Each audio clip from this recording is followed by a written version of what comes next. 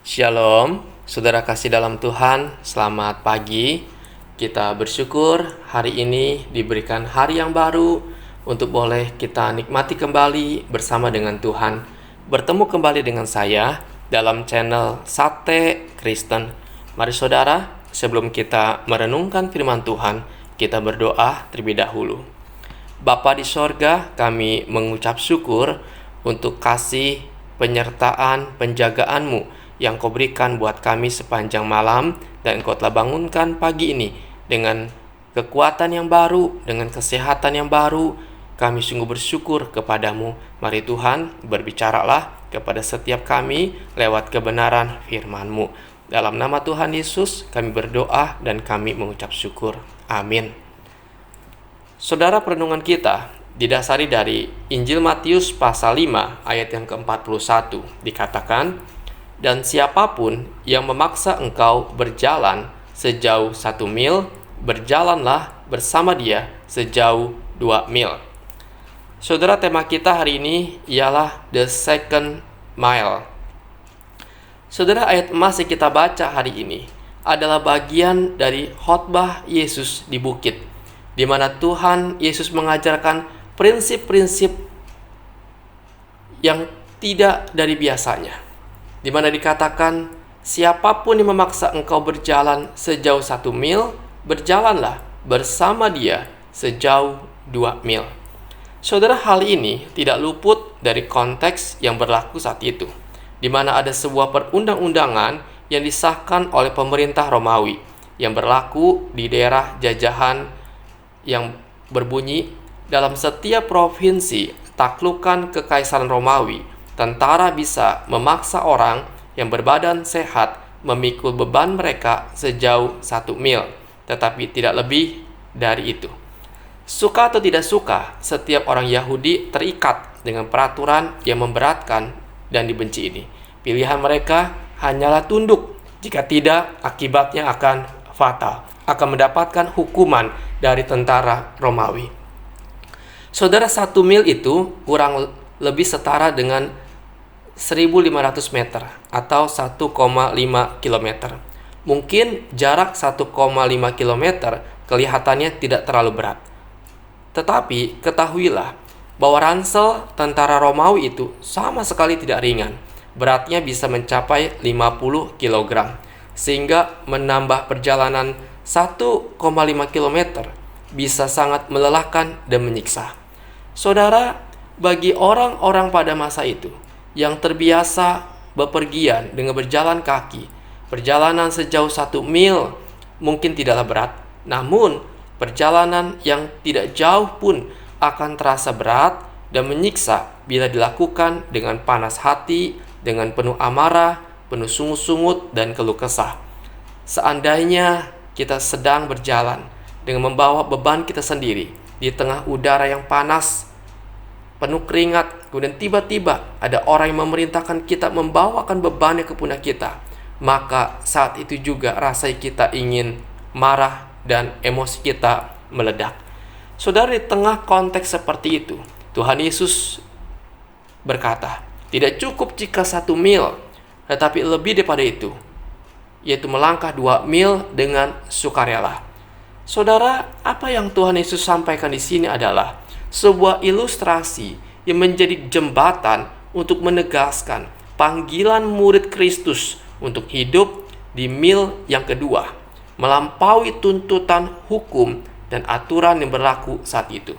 Tuhan Yesus dalam hal ini ingin mengajarkan satu prinsip kepada kita, bukan semata-mata kita menaati otoritas, melainkan dapatkah kita tetap menyediakan hati kita, membuka diri kita untuk menolong orang lain sekalipun kita sendiri dalam keadaan yang lelah dan tidak memungkinkan.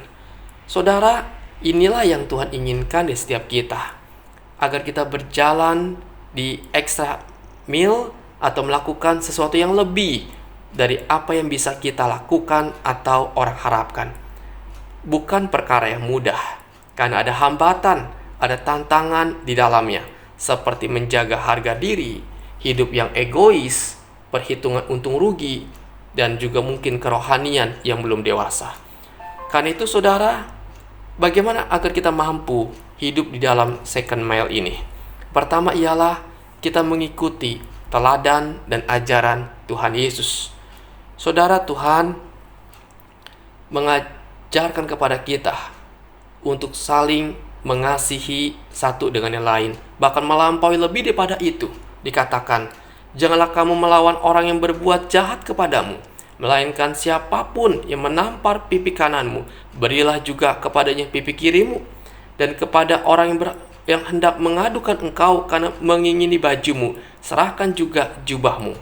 Demikian juga, siapapun yang memaksa engkau berjalan 1 mil, berjalanlah bersama dia sejauh 2 mil. Saudara, ayat-ayat di atas adalah contoh-contoh yang dipakai oleh Tuhan Yesus untuk menunjukkan bahwa cara hidup kerajaan Allah atau cara hidup orang percaya lebih dari tuntutan daripada yang dikatakan oleh orang dunia.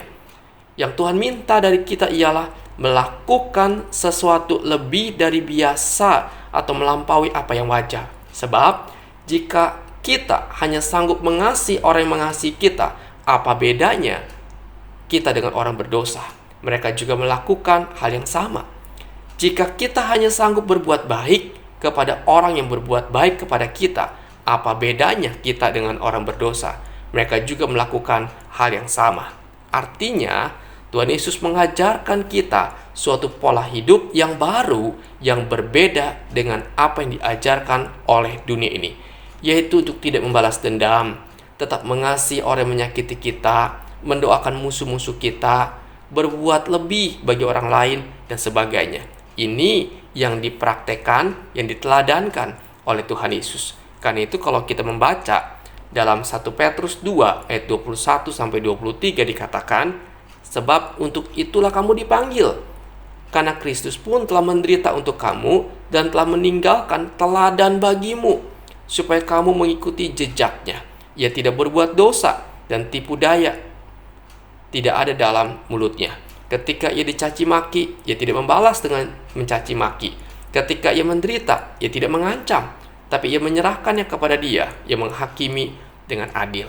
Dengan kata lain, Tuhan Yesus mengajarkan suatu tindakan yang bertentangan dengan pemikiran dan perilaku yang diajarkan dunia ini. Tuhan Yesus mau, saudara, kita untuk menantang dunia yang telah rusak karena dosa, yang di dalamnya mementingkan diri sendiri, penuh dengan balas dendam, hitung-hitungan, dengan hukum yang baru, yaitu melakukan apa yang berbeda dengan apa yang dipikirkan dan dilakukan oleh dunia. Mari kita belajar, saudara, untuk hidup di dalam mil yang kedua, melakukan apa yang lebih daripada biasanya. Hidup kita boleh berbeda, supaya nama Tuhan dipermuliakan, dan hidup kita boleh menjadi berkat bagi sesama kita. Kiranya renungan ini boleh memberkati saudara sekalian. Amin. Bapa di sorga, kami mengucap syukur kepadamu. Ajarkan kami, mampukan kami Tuhan, untuk hidup di dalam kebenaran-Mu. Ajarkan kami Tuhan, untuk hidup di mil yang kedua, melakukan apa yang lebih daripada yang dilakukan oleh orang-orang dunia. Tuhan, memang tidak mudah, tetapi kami percaya, kalau Engkau yang menolong kami, Engkau yang akan memampukan kami untuk melakukan firman-Mu ini. Terima kasih ya Tuhan. Pimpin kehidupan kami sepanjang hari ini. Berbagai hal ya Tuhan yang kami kerjakan. Biar tangan Tuhan menolong kami, menyertai kami, dan memberkati kami. Berkati sakit penyakit kami Tuhan. Biar Engkau yang menjamah kami dengan kuat kuasa-Mu. Engkau Tuhan yang boleh melawat kami, pribadi lepas pribadi. Kami sedang sakit Tuhan, di mana ada stroke Tuhan yang kami alami Tuhan, khususnya untuk Pak Giver Anugrah Yewen ya Tuhan, yang sedang stroke di kaki dan tangan sebelah kiri. Tuhan tolong, kiranya Engkau yang berbelas kasihan, Engkau yang menjamah Tuhan Pak Giver dengan kuat kuasa-Mu, dan Engkau yang memulihkan keadaannya. Kami serahkan kepada Engkau. Demikian Tuhan, saudara kami sedang bergumul dengan saraf kejepit ya Tuhan, di mana pinggangnya sakit, kakinya sakit. Tuhan tolong, biar Engkau juga yang menjamah dan memulihkan keadaannya. Kami mohonkan kepadamu.